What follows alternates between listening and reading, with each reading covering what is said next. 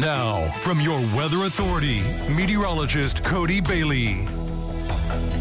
The next 24 hours or less will be pretty significant, at least has the potential to be pretty significant in terms of our severe weather threat that we are all facing. And it could come in a couple of different waves. As I mentioned at the top of the show, that there's a little uncertainty as to will we see the early morning showers move out to allow the sun to come out, kind of heat things up, destabilize the atmosphere. That could increase the chance of those supercells developing. On the flip side, more clouds that would cool things down until the main line moves through tomorrow evening. So any way you look at it, the potential is there for a significant afternoon and evening. The entire tri-state under that enhanced level 3 out of 5 risk on the severe weather scale from the Storm Prediction Center. I mentioned a moment ago as well that it is a possibility it could be upgraded as well. So tonight and really early tomorrow morning, a great opportunity, if you haven't done so already, to develop a severe weather tornado safety plan at home and put it into practice in case you need to put it into action.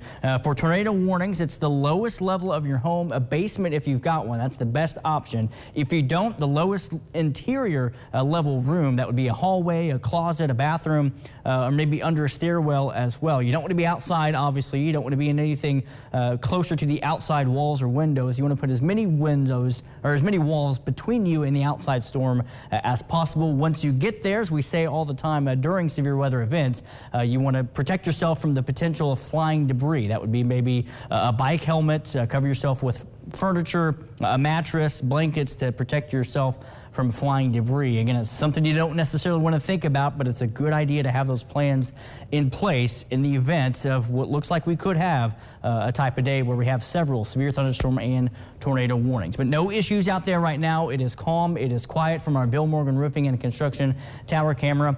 On the west side of Evansville. On the US 41 strip, all things are fairly quiet. A few cars there from our Heads Construction tower camera. And our Diamond Valley Federal Credit Union tower camera showing quiet conditions out on the east side of Evansville as well. And it's a warm night as well. Temperatures ranging from 60 to the northwest in Fairfield all the way down to or up to 69 degrees for Greenville, Beaver Dam, and looks like those are the two lone locations now. We had Fordsville and Tell City at the last hour showing temperatures in the upper 60s as well. Live Doppler radar showing a little bit of activity trying to ramp up in our southern counties as we go to southwestern Davis County, across parts of McLean, Ohio, Muhlenberg, and Hopkins counties. That activity sliding up to the north and northeast, and we'll be dealing with off and on showers through the nighttime hours. Nothing widespread, nothing overly heavy, but what is around in the morning, again, depending on how long these showers here stick around, that could be a factor in whether we see those isolated supercell storms.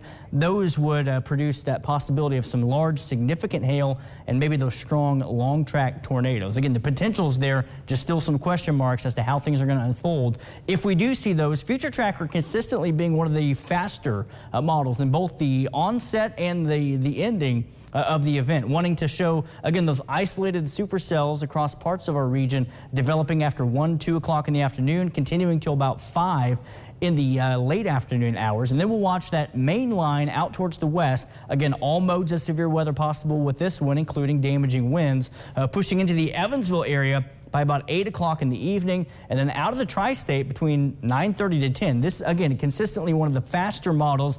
Others still have it in our southeastern counties as late as 11 o'clock to midnight, so we'll still keep that as a possibility. But the trends this evening have been a little bit faster with that timing. All, again, threats not just in play, but significant, and that's indicated by those black hatched lines. And then we'll fast forward again to Wednesday, which could be another significant severe weather event with the entire tri-state again under an enhanced level 3 threat. That system will stall out, giving us several inches of rain, so flooding could be a concern by this time next week.